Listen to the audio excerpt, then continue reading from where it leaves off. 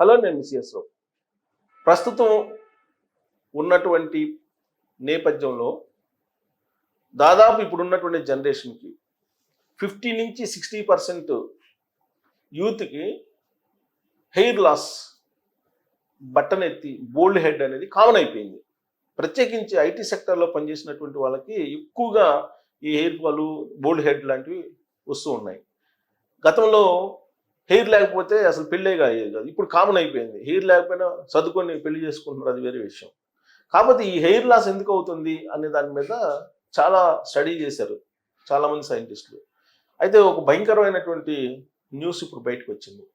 ఇది జాతీయంగా కూడా, నేషనల్గా ఒక పెద్ద హాట్ టాపిక్గా మారింది. గోధుమ పిండితోటి చేసినటువంటి రొట్టెలు కానీ, చపాతీలు కానీ తింటే హెయిర్ కంప్లీట్గా, ఎంట్రుకలు రాలిపోతాయి, మీకు బట్టనైతే తప్పదు అనేది సైంటిస్టులు చెప్తున్నారు.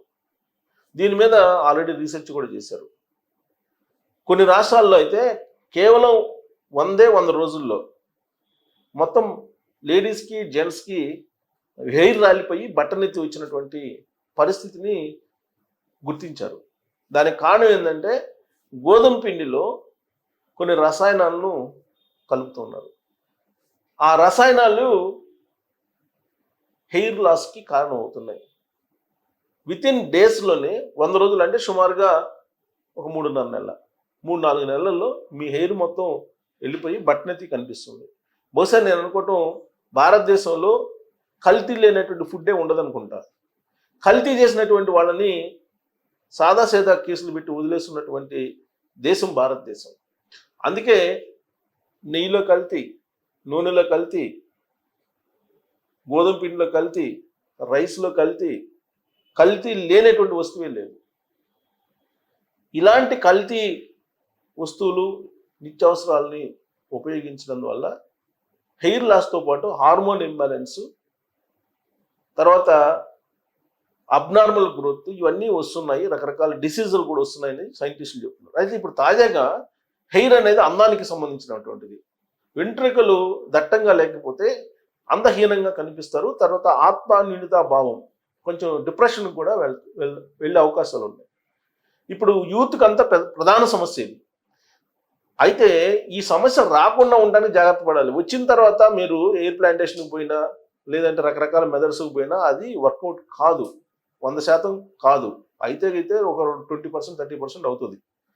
అందుకే ఇప్పుడు మీ హెయిర్ రాలకుండా చూసుకోండి అని చెప్పి సైంటిస్టులు చెప్తూ, మీరు తినేటువంటి గోధుమ పిండిలో ఏమేమి రసాయనాలు కలుపుతున్నారు అనే దాని మీద వాళ్ళు వెల్లడించారు. ఆ రసాయనాలు చాలా ప్రమాదకరం అని చెప్పి వాళ్ళు రిపోర్ట్ని బయటపెట్టారు. ఆ రిపోర్ట్ ఏంటంటే నేను చదివి వినిపిస్తాను. క్లోజప్లో నేను చదివేటప్పుడు మీరు కూడా చూడొచ్చు. అది చదివి వినిపిస్తాను మీకు. ఇదిగోండి, ఆ జిల్లాలో రొట్టెల వల్లే బట్టతల. ఆ జిల్లానే కాదు, ఇది ఒక మోడల్గా తీసుకొని చేశారు. మహారాష్ట్రలోని ఓ జిల్లాలో 300 మందికి వారాల వ్యవధిలో బట్టతల. వారు వాడే గోధుమ పిండిలో అధిక మోతాదులో సెలీనియం ఉంది. ఆ సెలీనియమే కేవలం కొన్ని నెలల వ్యవధిలోనే ఈ బట్టతల వచ్చేలాగా చేసింది.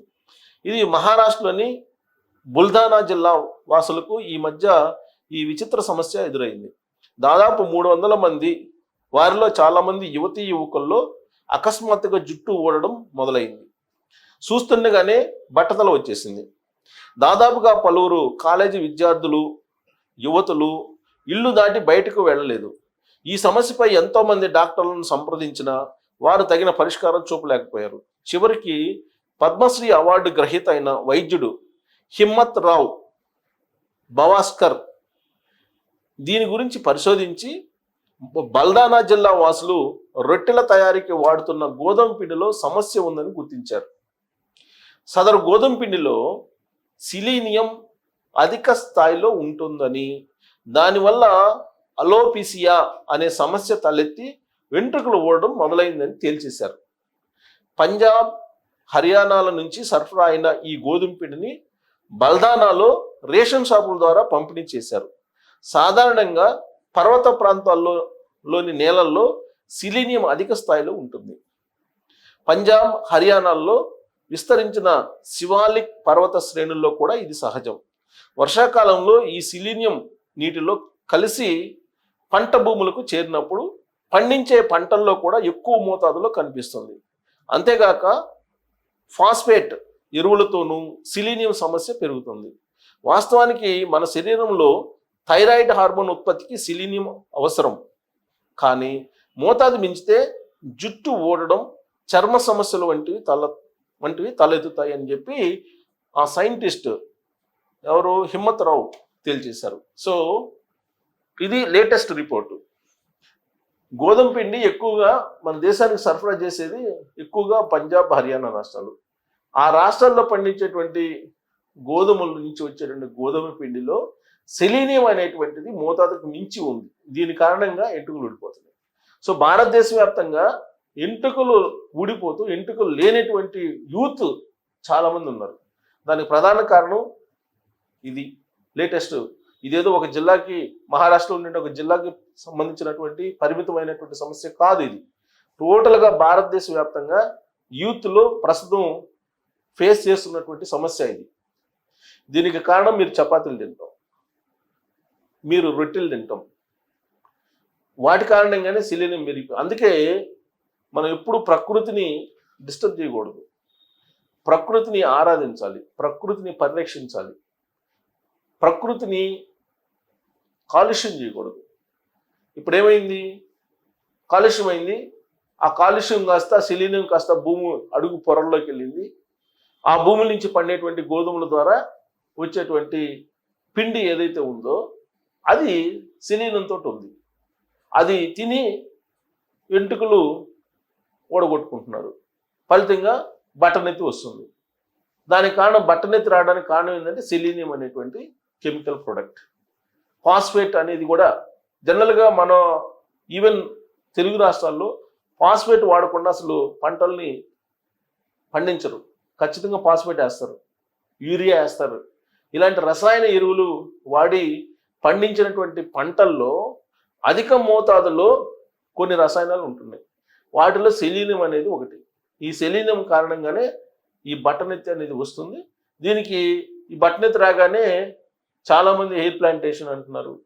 తర్వాత రకరకాల మెథడ్స్ తోటి హెయిర్ని తీసుకొస్తామని చెప్పి బయలుదేరారు.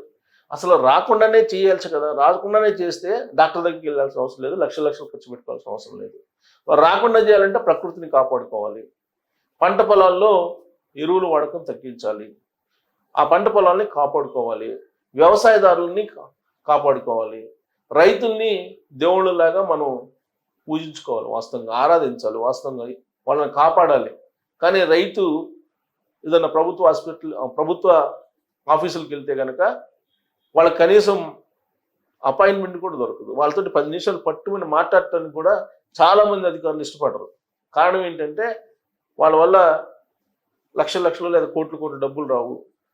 కానీ వాళ్ళు ఏదైనా చిన్న పనికి వెళ్ళినా లంచం ఖచ్చితంగా వాళ్ళు ఇవ్వాల్సిందే, ఇవ్వంది చెయ్యరు. ఇలాంటి పరిస్థితుల్లో అన్నదాత సుఖీభవ, లేదంటే రైతే రాజు, లేదంటే జై జవాన్ జై కిసాన్ ఇలాంటివి కాదు.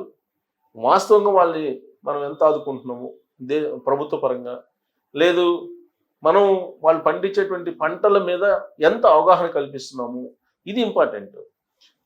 ఇప్పుడు పంట దిగుబడి పెరగడానికి రసాయనాలు వాడతారు వాళ్ళు రైతులు, ఎందుకంటే పెట్టుబడి ఎక్కువైపోయింది కాబట్టి దిగుబడి ఎక్కువ వస్తేనే వాళ్ళకి ఖర్చులు వచ్చే పరిస్థితి. అందుకని వాళ్ళు కూడా అదే అనుసరిస్తారు రసాయనిక ఎరువులు చేయడానికి. రసాయన ఎరువులు, పురుగు మందులు ఎక్కువ విచ్చలవిడిగా వాడుతున్నటువంటి పరిస్థితుల్లో ఇప్పుడు ఇలాంటి ప్రభావం వస్తుంది. ఈ గోధుమ పిండితో తయారు చేసినటువంటి వస్తువులను తింటే మీకు హెయిర్ రాలిపోవటం వాస్తవం, రైలు రాలిపోతుంది, బట్టనెత్తి ఖాయం అని చెప్పేసి పద్మశ్రీ అవార్డు గ్రహీత సైంటిస్ట్ హిమ్మత్ రావు చెబుతున్నారు. సో కాబట్టి ఇక మీరు చపాతీలు తింటారో లేదంటే రొట్టెలు తింటారో అది మీ ఇష్టం, అది బట్ తింటే మాత్రం బట్టనెత్తి కన్ఫర్మ్ అనేది మనకు రిపోర్ట్స్ ద్వారా అర్థమవుతుంది. అందుకే స్టాప్ ఈటింగ్ దిస్ అని చెప్పి ఆల్రెడీ క్యాంపెయిన్ చేస్తున్నారు, సోషల్ మీడియాలో బయలుదేరింది, సోషల్ మీడియాలో క్యాంపెయిన్ చేయడానికి వీటి మీద. సో కాబట్టి నరేంద్ర మోడీ గారు మన్ కీ బాత్లో మీరు ఉబకాయం ఎక్కువగా ఉంది, మీరు నూనె తగ్గించండి అని చెప్పి చెప్తున్నారు. ఇప్పుడు నెక్స్ట్ మన్ కీ బాత్లో బహుశా మీరు రోటీలు తినద్దు, గోధుమ పిండి తినద్దు అని చెప్పి చెప్పాల్సి వస్తుందేమో. అలా కాకుండా ఎవరి క్వాలిటీ జాగ్రత్త పడితే బెటర్. Thank you.